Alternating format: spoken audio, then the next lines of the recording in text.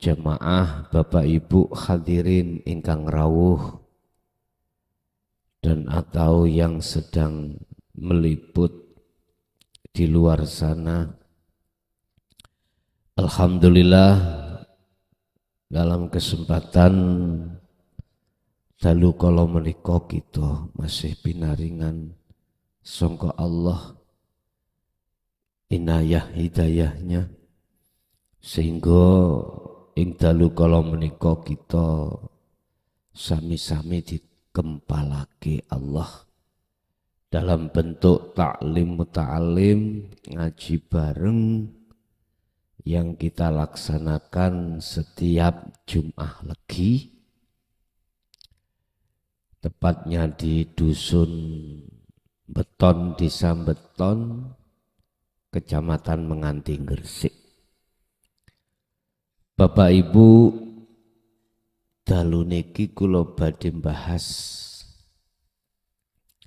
terkait surat Toha ayat 5 dan 6 atau surat Al-An'am ya, surat Ali Imran ayat 191. Di situ Allah memberikan satu pepeling atau seruan, yang seruan itu juga telah dilaksanakan oleh beliau-beliau guru-guru akhirat kita sampai dumugi Kanjeng Nabi, sampai dumugi para rasul sebelum Kanjeng Nabi sampai Nabiullah Adam. Di situ mengapa harus kita asah terus terkait masalah adzikru bisiril asrar. Kita yang sudah memahami jalan tentang ilmu menuju dan bertemu Allah, tinggal kita itu bagaimana terus menerus fastaqomu,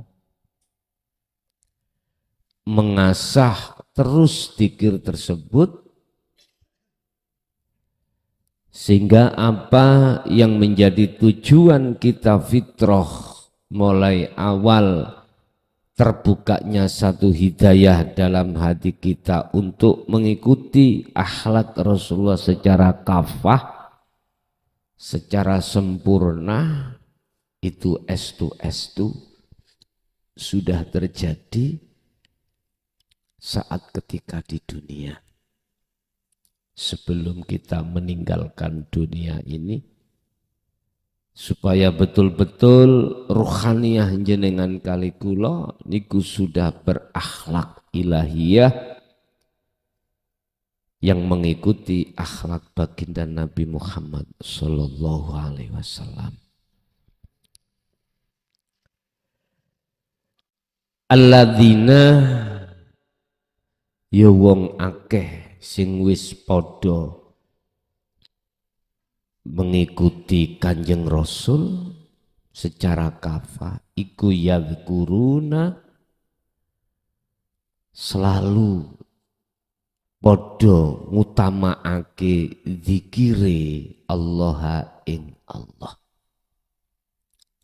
Niki sing sampun paham bagaimana cara untuk berkholwat berzikir, untuk menuju takarrub, bertemu, musyahadah pada Allah. Jadi posisi kita itu sudah paham bagaimana kita untuk pertama takarrub,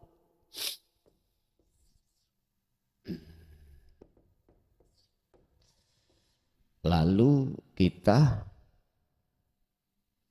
musyahadah,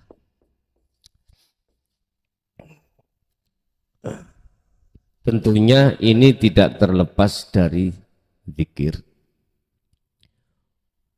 Di sini ada makom namanya makom muraqabah.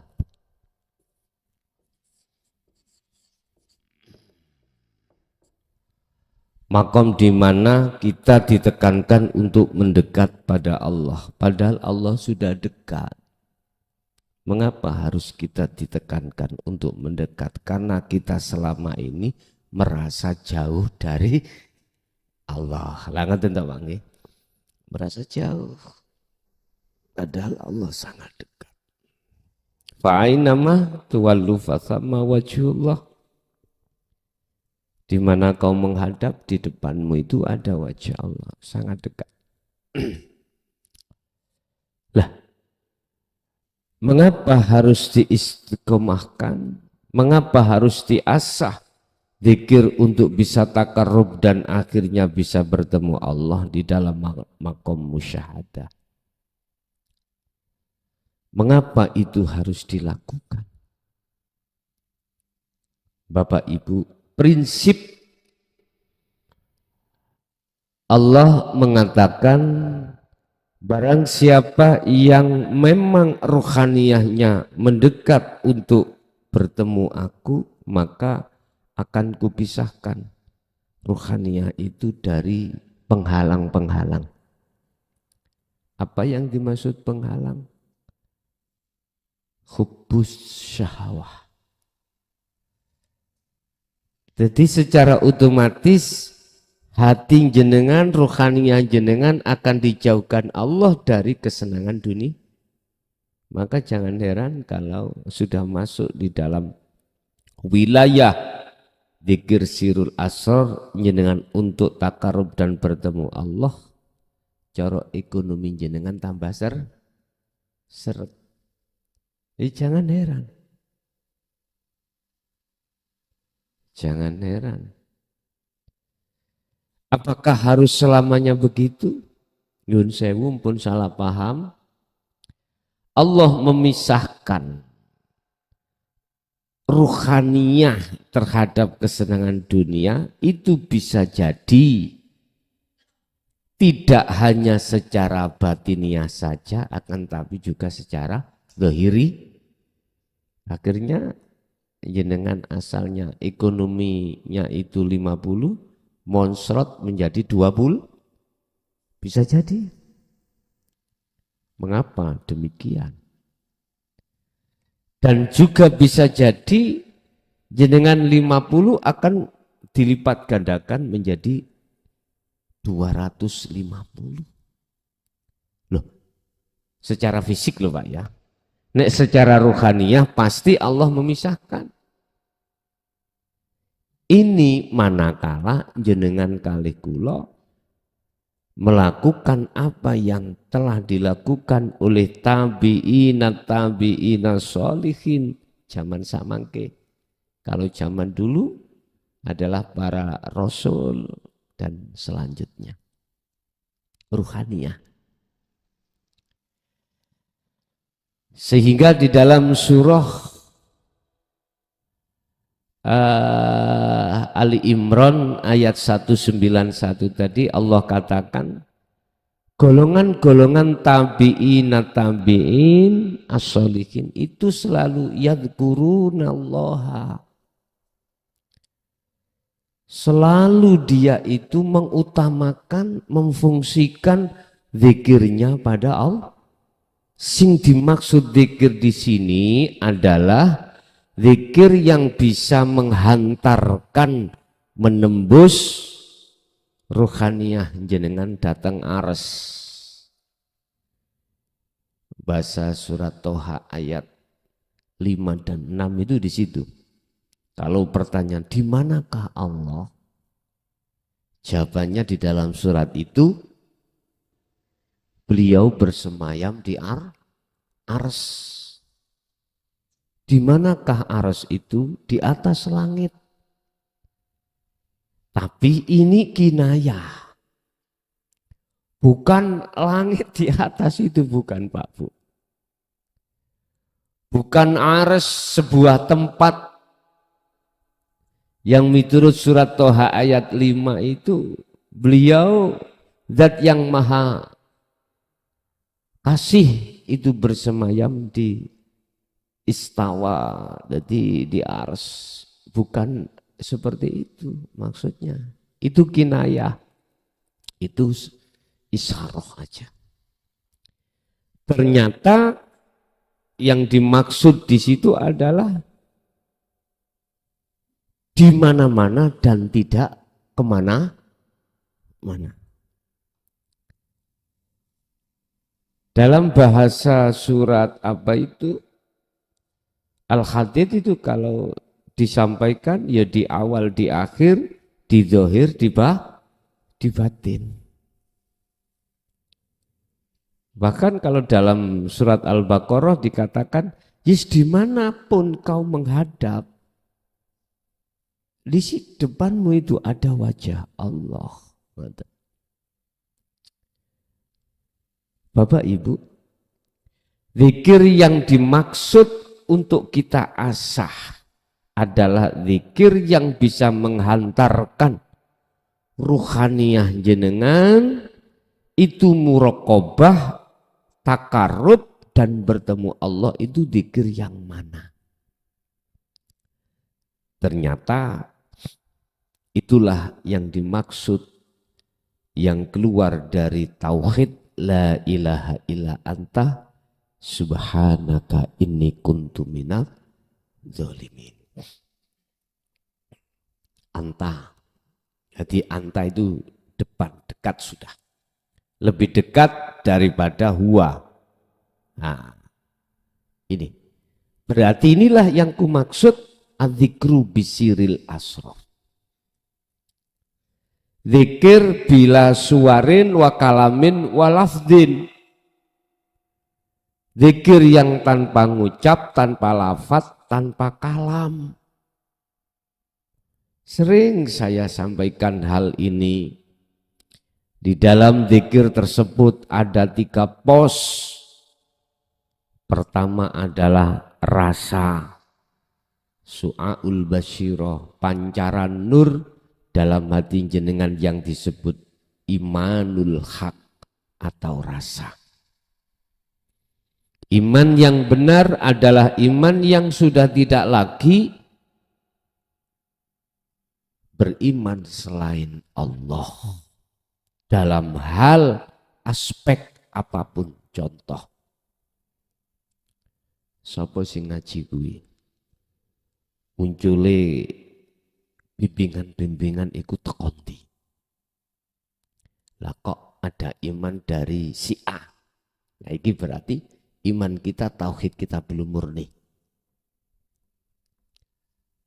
Lah yang dimaksud imanul haq, wajah ruhaniyah jenengan itu adalah iman yang sudah tidak lagi munculnya perkara apapun termasuk bimbingan itu datangnya dari Allah. Allahu khalaqakum wa ma ta'malun. Yang pertama syariat ini gampang. Allah itu menciptakan kau sekalian. Semua paham. Tapi yang kedua hakikatnya ayat berikutnya wa ma ta'malun. Ini biasanya kalau ngaji dilewati aja. Enggak diterangkan. Padahal wa ma ta'malun di situ adalah segala apa yang timbul dalam dirimu datangnya dari Allah. Atau timbul pada orang lain itu datangnya dari hadis. Rasulullah mengatakan ini ayat dikuatkan dengan satu hadis Sahih Bukhari, la haula wala quwata illa billah. Kita makhluk, semua makhluk itu sifatnya aslinya adalah tidak punya daya upaya apapun. Lagi Bapak, la haula, tidak punya daya upaya apapun dalam melihat, berbicara, mendengar, apapun lah. Enggak ada, enggak punya. Gak bisa. Gak punya hak. Makhluk itu bisa bicara, bisa melihat, bisa mendengar dan lain sebagainya. Wala kuwata, atau kekuatan yang berhubungan dengan apapun, nggak punya hak. Tapi bila mana semuanya itu muncul dalam diri makhluk, iku semata-mata illa bil. Jelas Pak nggih? Kita sering baca itu. Cuman hati untuk menghantarkan pada Allah bertemu, banyak yang tidak mengerti. Akhirnya kita baca aja, tapi untuk meresapi, menghayati sekaligus mengamalkan rohaniah kita, itu jarang yang mau. Memang tidak banyak yang tidak mengerti. Semuanya paham kalau makhluk itu yang menciptakan adalah Allah. Cuman wama ta'malun. Hati ada, seakan-akan ada penutup Pak. Ada hijab, ada penghalang. Untuk mengatakan semua apa yang timbul dalam diriku itu datangnya dari Allah. Untuk masuk di situ loh. Seakan-akan ada penghalang. Akhirnya jatuhnya kita itu mesti ngaku. Ini yang terjadi di tengah lapangan seperti itu. Mengapa demikian ya? Akhirnya ketika saat penghalang itu masih ada bersemayam di dalam hati kita, jangan harap kita akan bisa untuk masuk di dalam takarrub, bahkan bertemu Allah. Mboten saged, tidak bisa. Makanya tabi'in ketika dia mempertahankan bahkan mengasah dari zikir yang menghantarkan bisa sampai pada takarrub dan bertemu Allah, qiyamau wa qu'udan wa ala junubihim. Ali Imran 191 di situ. Beliau itu selalu mengutamakan zikir ketika dia berdiri, ketika dia duduk, ketika dia berbaring. Entah berdirinya itu karena apa? Apakah karena sholat syariat ini? Apakah berdirinya itu karena dia itu berjalan? Atau pokoknya berdiri. Dikala saat beliau itu berdiri atau dia duduk, beliau duduk bahkan berbaring, beliau selalu mengutamakan zikirnya. Berarti sing dimaksud zikir di sini adalah sadar, eling, teringat bahwasanya apa yang timbul di dalam diri kita atau di luar diri kita semata-mata itu yang berperan adalah Allah. Tidak mudah loh Pak. Tapi bisa mudah nek jenengan itu selalu dan selalu. Udahlah Pak, nanti akan tidak bisa sampai lupakan itu. Seiring dengan kita latih terus, kita berzikir terus, apapun kondisi kita, pasti jenengan dengan sendirinya connect sendiri Pak. Tidak bisa lalai sampean, nggak bisa. Kalau ini sudah dipupuk, sudah diasah setiap saat dan waktu. Makanya bahasa Toriko itu memberikan satu solusi penghantar lewat zikir sirri atau zikir khafi itu terus disuruh menghujamkan dalam hati untuk menyebut asma Allah, sehingga disebut zikir ismudzat, namanya zat yaitu Allah. Nah karepe kan ngeten, bukan maksudnya Allah itu nama, bukan maksudnya Allah itu nama, tapi maksudnya Allah itu zat, tapi bukan maksudnya zat itu sifat. Zat atau hidup bukan sifat, tapi gak dijelaskan. Akhirnya kita koplak terus. Orang paham-paham, ya puluhan tahun Pak seperti saya. Seperti saya koplak. Lah wong tua kula piyambak, orang tua saya sendiri. Lah enggak mau dodohne lho. Lah saking nemen to. Ya Allah, iki hubungan antara orang tua dan anak. Makanya Allah katakan, innaka sak temeni sira Muhammad iku la tahdi ala man ahbabta. Muhammad, sesungguhnya kau itu tidak akan pernah bisa, niki langsung Rasulullah loh Pak ya, memberikan petunjuk terhadap orang yang paling dekat sekalipun. Orang dekat padamu sekalipun. Berarti orang yang dicintai. Berarti Rasulullah nggak bisa. Apalagi kita sebagai yang jauh lah gitu Bang ya. Siapa sih orang dekat Rasulullah itu? Termasuk garwanipun, putranipun, sahabat khalifah itu orang dekat. Kita kan jauh Pak. Yang dekat saya tidak bisa, apalagi yang artinya gimana? Gini.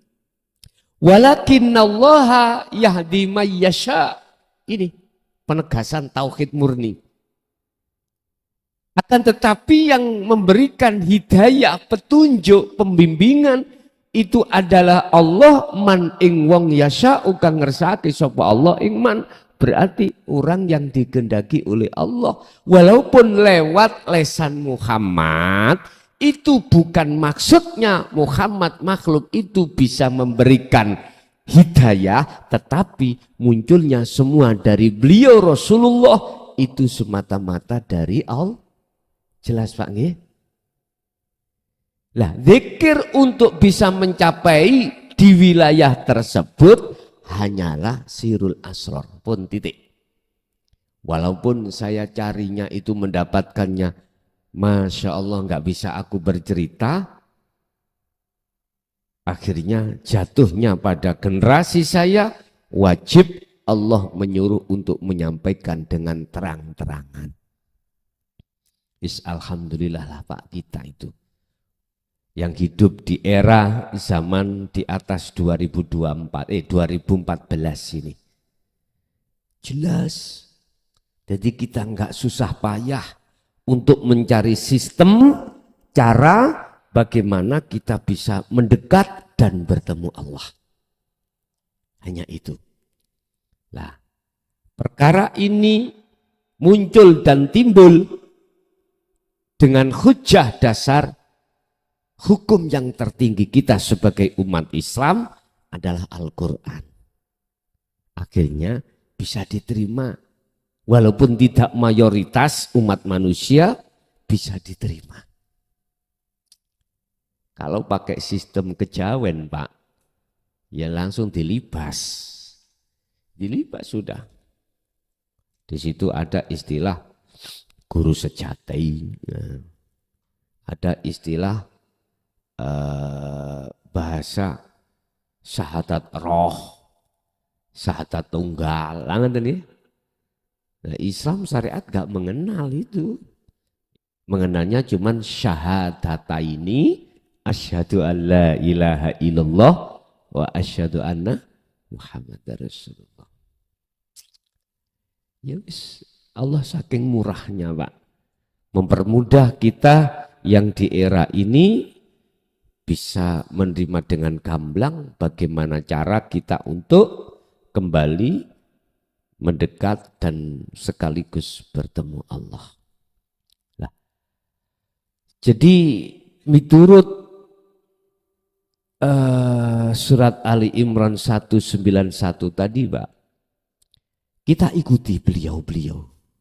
Tabi'ina sholihin kita ikuti.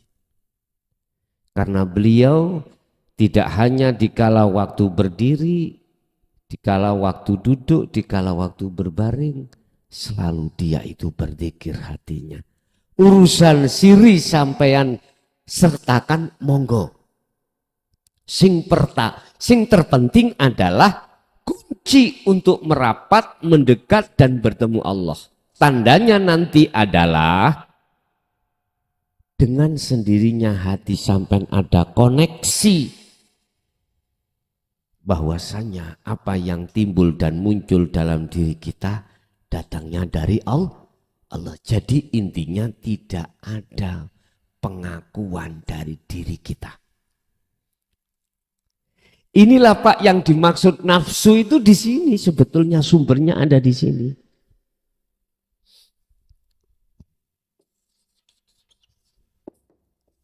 Nafsu ada kalanya, nafsu kan diri Pak. Artinya kan diri. Diri kan ingsun, ingsun kan ana. Tatkala ruhaniyah itu duduk di taholli, otomatis nafsunya itu, ananya itu ana makhluk. Otomatis. Tapi tatkala yang disebut nafsu ruhaniyah duduk di tajalli, maka ananya itu adalah kholik. Kholik. Kholik berarti yang menciptakan. Wa anibu, dan kembalilah kau ila rabbikum, maring pangeran Tuhan. Dipakai rob Pak itu. Berarti untuk umum. Bukan hanya untuk umat Islam tetapi untuk seluruh manusia. Lekas kembalilah kau pada Tuhanmu. Wa aslimu lahu. Kau akan bisa pasrah dengan sempurna kalau kau sudah kembali pada Allah. Wa aslimu lahu boleh saya maknani ngeten Pak. Islammu akan sempurna sampai makrifat, syariat sampai makrifat. Akhlakmu akan sempurna seperti para rasul, tabi'in ini manakala kau wa anibu mau kembali kepada Tuhanmu. Lekaslah, kembalilah kau pada Tuhanmu min qabli ayyatiyakumul adzab, sebelum datangnya hari kematianmu. Jikalau tidak, Thumalatun sorun. Kau tidak akan ruhaniyah. Maksudnya kau itu ruhaniyah Pak. Ruhmu tidak akan mendapatkan pertolongan. Alias kita akan masuk dalam satu lubang ketika kematian itu yang gelap sekali. Wa min waraihim barzakhun ila yaumi yub'atsun. Inilah yang kita kenal sebagai alam barzah. Gelap. Sumalatun sorun. Adalah nafi di situ Pak. Kau tidak akan pernah mendapatkan pertolongan dari Allah. Akhirnya alam yang kita masuki ruhaniyah ini sama gelapnya alam di dunia. Ruh di dunia tergelapkan dengan penghalang-penghalang itu. Inilah yang disebut barzah, dinding yang amat tebal. Tatkala di dunia belum jenengan robohkan, maka berkelanjutan masuk di alam barzah pun akan begitu. Tapi jikalau jenengan mafhum mukhalafah dari ayat itu, kebalikan arti. Jikalau kau estu betul-betul ngestoake seruan Allah. Wah anibu itu tadi seruan Allah. Akhirnya kembali pada Allah. Maka lanafi yang di akhir kalimah itu dalam ayat tidak ada. Akhirnya summa tunsorun. Kau pasti akan mendapatkan pertolongan dari Allah. Ruhaniyah itu dibimbing oleh Allah untuk kembali kalbarki kata Rasul seperti kilat. Karena memang enggak gelap. padang. Dia yang pertama tadi kegelapan nggak bisa keluar dari alam tersebut. Nggak bisa keluar. Hatta sampai kapan? Ila yaumi yub'atsun. Secara syariat akan menunggu sampai hari dibangkitkan dia dari kubur. Bahasa syariat. Nah, sekarang ayo kita itu bagaimana lekas dibangkitkan Allah ruhaniyah ini dari kegelapan di dunia ini. Kata Rasul, jikalau kau menginginkan seperti itu, fattabi'uni, ikuti aku. Ali Imran 31. Ikuti aku. Berarti bagaimana? Ya kita harus mengikuti akhlak Rasulullah secara kafah. Secara kafah, baik akhlak istimaiyah yang duduknya di hukum syariat, yang berlaku hukum jasmani, dan ilahiyah yang duduknya di hakikat, yang mendidik rohaniyah.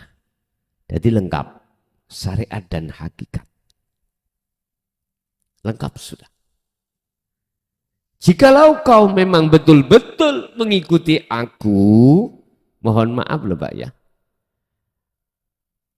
Selalu kita bertanya, hujahnya ada tentang ilahiyah, akhlak ilahiyah, tentang hakikat.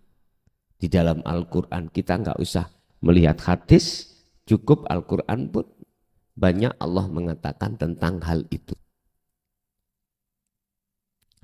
La ilaha illallah sudah ada.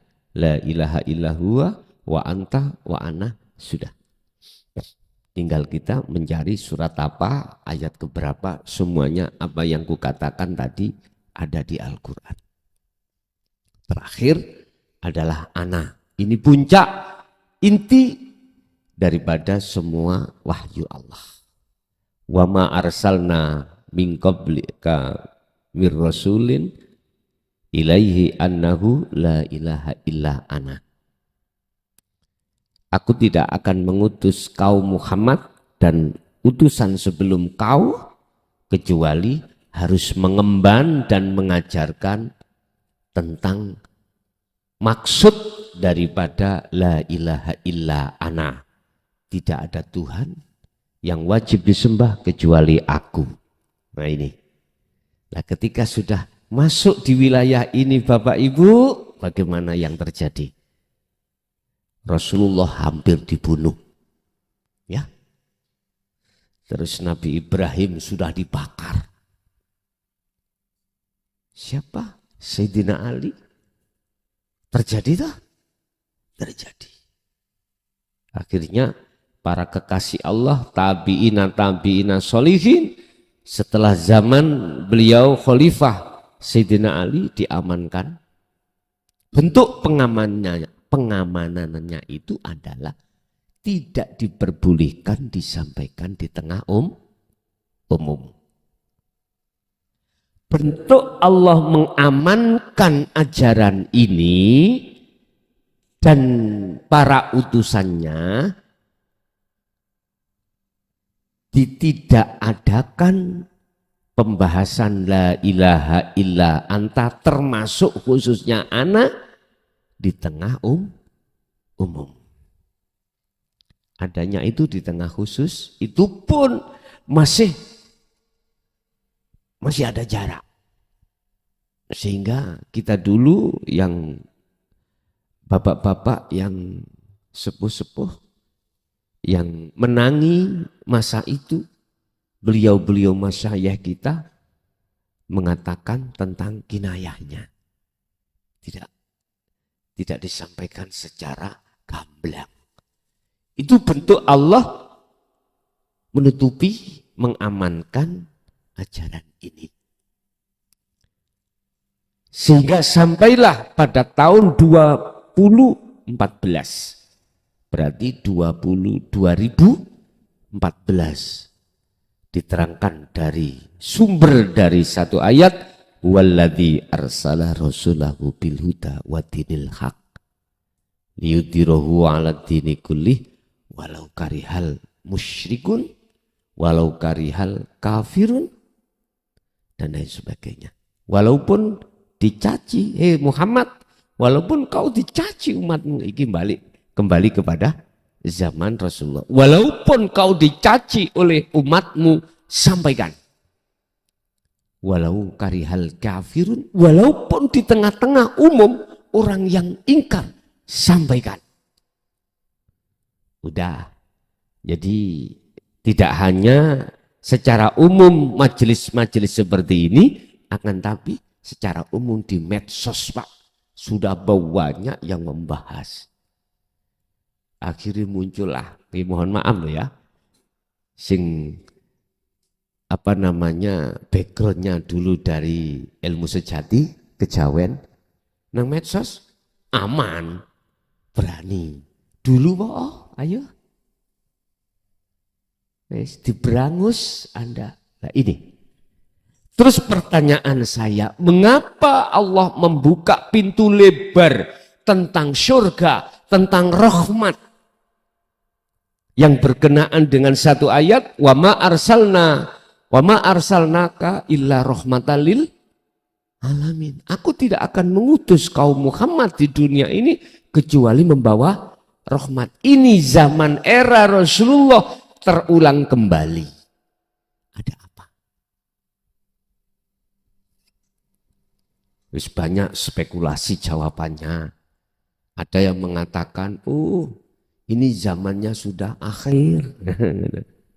Zamannya akhir. Wis berbagai macam jawaban.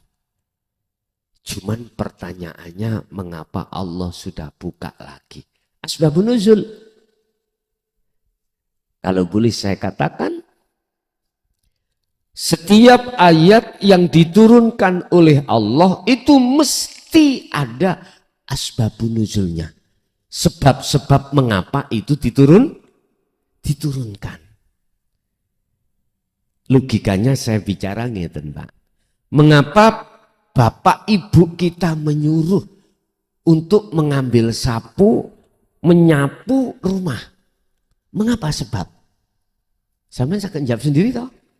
Disitulah.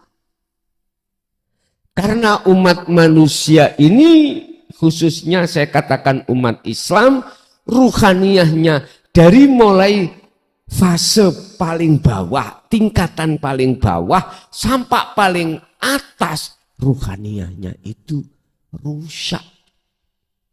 Artinya kotor. Terhinggapi syirik khafi. Tapi nggak sadar. Akhirnya turunlah satu ayat. Dialah Allah yang mengutus utusannya untuk membawa petunjuk wa dinil haq dan agama yang mendidik tentang esa, tentang ketauhidan, tentang untuk mengesakan Tuhan, yang maksud dan tujuannya liyudhirahu 'ala dini kullih, untuk mensucikan agama rohania kita yang selama ini mengikuti walladzina kafaru awliya'uhumut taghut. Al-Baqarah 257 pasal 2. Kita itu mengikuti nafsu kita, Pak. Nafsu menggiring kita untuk beriman terhadap selain Allah. Contoh, kita duduk-duduk di bawah pohon. Entah pohon apa, pokoknya jangan pohon duren loh, Mak ya. Pokoknya jangan pohon duren, sugih dadak. Pohon pelem kok jatuh. Matang sekalian. Mengenai kepala kita. Mesti nafsu mengarahkan kau harus beriman yang menjatuhkan. Akhirnya kepala kita itu sakit. Karena pelem mangga. Apalagi mangga itu ada yang nyawat. Atos pisan. Akhirnya jatuhnya lemparan batu itu mengenai batuk kita. Nafsu mengatakan imano yang melempar si A. Lah gitu Pak nggih? Apa yang terjadi? Setelah nafsu-nafsiyah menggiring iman kita pada makhluk, nafsu amarah metu, misuh-misuh, nuntut dan lain sebagainya. Padahal sudah dikatakan Allahu khalaqakum wa ma ta'malun. Padahal dikatakan hadisnya la haula wala quwata illa billah. Ada di surat apa? Bukan kau yang melempar, tetapi yang melempar adalah Allah. Oleh karena ruhania kita itu masih kotor, nggak bisa Pak beriman pada Allah. Terhalang oleh nafsu itu, terhalang lewat makhluk itu. Lah inilah oleh karena keadaan ruhaniah kita, imannya itu masih terlalu kotor. Akhirnya Allah turunkan ayat wa anibu ila rabbikum, lekas baliyo awakmu nang Allah. Berarti perintah itu posisi kita dalam keadaan jauh dari Allah. Lah kalau toh memang bil huda wa dinil haq, tujuannya adalah untuk mensucikan ruhaniah kita dari syirik khafi. Terus yang kita hadapi itu kaum-kaum yang berkarakter seperti itu bagaimana? Walau karihal musyrikun. Muhammad, walaupun kau dibenci, jangan sampai kau tidak menjelaskan. Agar dijelaskan Pak. Dijelaskan. Tapi resikonya seperti itu Pak.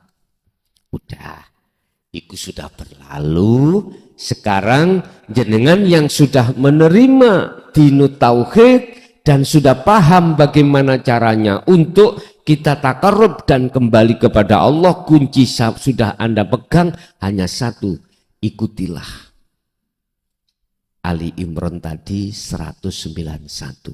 Ikuti beliau-beliau. Alladzina yadhkurunallaha qiyaman wa qu'udan wa ala junubihim. Situasi kondisi apapun kita, beliau itu selalu mengutamakan zikirnya.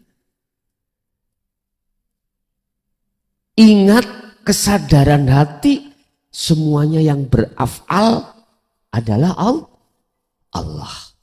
Tidak cukup di situ Pak. Wa yadhkuru wa yatadzakkaruna fi khalqis samawati wal ardh. Beliau selalu bertafakur. Apa yang diciptakan Allah baik di langit maupun di bumi, beliau selalu bertafakur. Tafakur itu angan-angan Pak. Dengan begitu jenengan akan mengerti ilmu hikmahnya. Apa ilmu hikmahnya? Maksud daripada Allah menciptakan A, B, C, D. Itu jenengan dikasih Allah tahu. Inilah yang kumaksud, yang tertuang hikmah itu di dalam Al-Quranul Qadim. Contoh, apa maksudnya ya? Masa sekarang kok Israel itu perang dengan Hamas ya?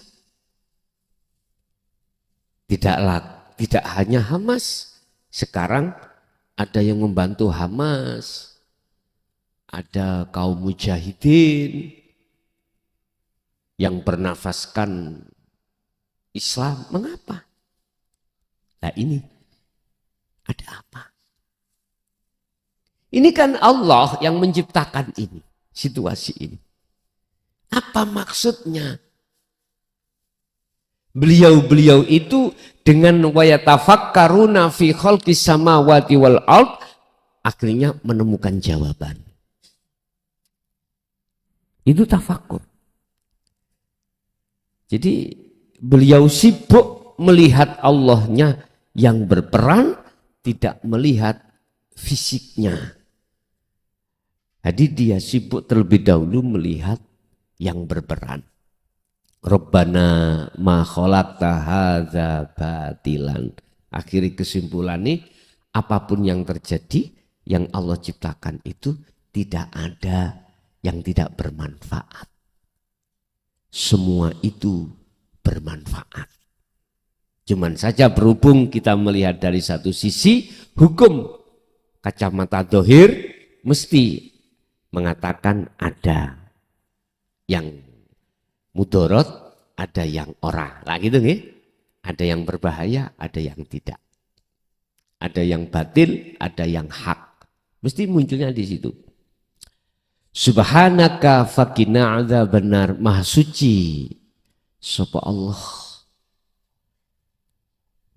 Maha suci sapa Allah dari perkara-perkara yang melindungi kita dari adab, dari siksa. Apa siksa itu? Dinding tadi Pak, ya. Penghalang barzah kita yang sudah dirobohkan. Akhirnya bisa bertemu Allah. Berarti kesimpulannya adalah ikuti kita bila mana kita ada koneksi langsung secara otomatis pada Allah. Kita harus ikuti beliau-beliau para rasul. Kalau sekarang tabi'ina sholihin, apa beliau selalu mengutamakan zikirnya untuk selalu bertemu pada Allah, tidak mengenal kondisi. Walaupun kondisi jenengan berdiri, rukuk, sujud, duduk, berbaring, atau kondisi yang selain daripada itu, kondisi sampean sakit, kondisi sampean iki mang banyak utang, nggih? Kondisi kita selalu digoda anak, digoda istri, suami, apapun. Kata Imam Ghazali, jadilah kau seperti laba-laba. Sibuk membikin rumah, semakin lama rumah semakin baik, semakin lebar, makanan datang sendiri, terjerat, laler terjerat, nyamuk. Nggak ada ceritanya laba-laba keluyuran nyambut gawe cari makan, nggak ada Pak. Dia sibuk bikin rumah. Artinya jenengan sibuk bangun takwa, rumahnya ruhaniyah. Itu tadi lewat zikir. Wa may yattaqillaha yaj'al lahu mahrajan wa yarzuqhu min haitsu la yahtasib. Ini pedoman. Barang siapa yang betul-betul menjaga takwanya, ya ja'allahu makhrajan, seperti laba-laba. Dia tidak mencari makanan yang berupa nyamuk, berupa apapun. Allah sendiri yang mendatangkan. Bukan lalere kesasar, boten. Bukan nyamuke Allah yang mendatangkan. Kalau bikin kita, buat kita, kalau kita betul-betul membangun rumahnya rohaniyah, yaitu takwa, wa yarzuqhu, maka kalau jenengan banyak, aku mengatakan boten wa yarzuqhu, tapi wa yarzuqhum. Tapi Qur'annya hu, karena di depan secara lafzi man. Dari secara lafaz, kalau man itu kita pakai secara umum nakiroh, boleh kita memakai hum.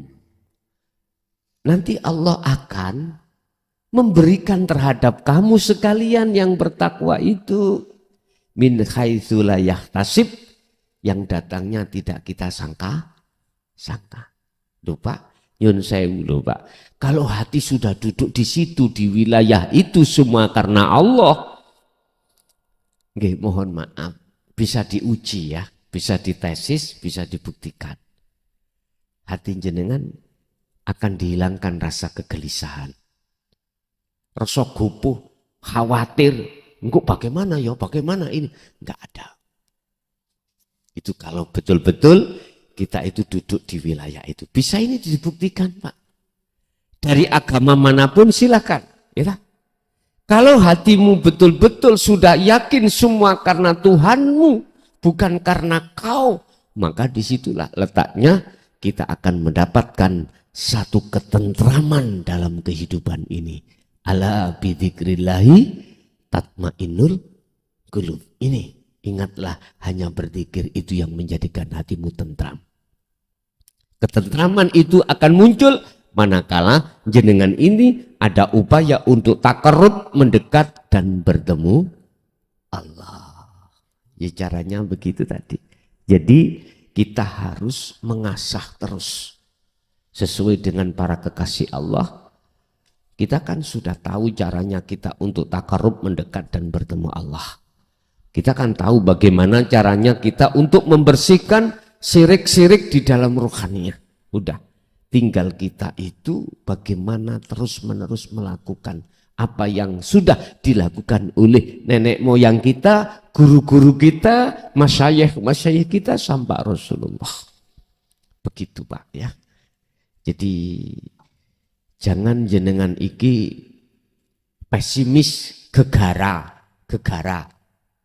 Aku iki kalau nasab sing jelas, nasabku elek, bapakku rampok, ibuku 21. Loh jangan begitu.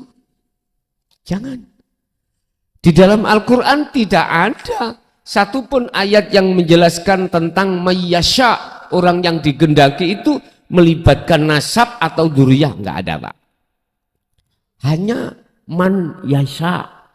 Siapa man yasha itu? Ternyata dijawab di dalam surah Az-Zumar ayat 18, alladzina yastami'unal qaula wa yattabi'una ahsanahu.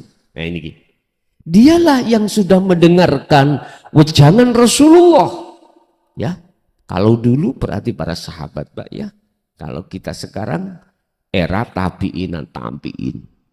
Dialah mereka yang mendengarkan ajaran-ajaran yang pernah disampaikan Rasulullah di jalur dinu tauhid wa yattabi'una ahsanah, dan dia ikuti. Berarti amalkan. Ini tadi kita selalu mengamalkan zikir tadi untuk mencapai kesempurnaan dalam kemakrifatan bertemu pada Allah di sini. Walaupun beliau sudah bertemu Allah, tetap dia itu menjaga zikirnya untuk memperluas musyahadahnya yang tadinya difana, lalu dikamil, lalu terakhir di baqo. Itulah makom jam'i. Bapak Ibu hadirin jamaah rahimakumullah, enggak ketemu sak rong wulan koyo suwi ngono nggih.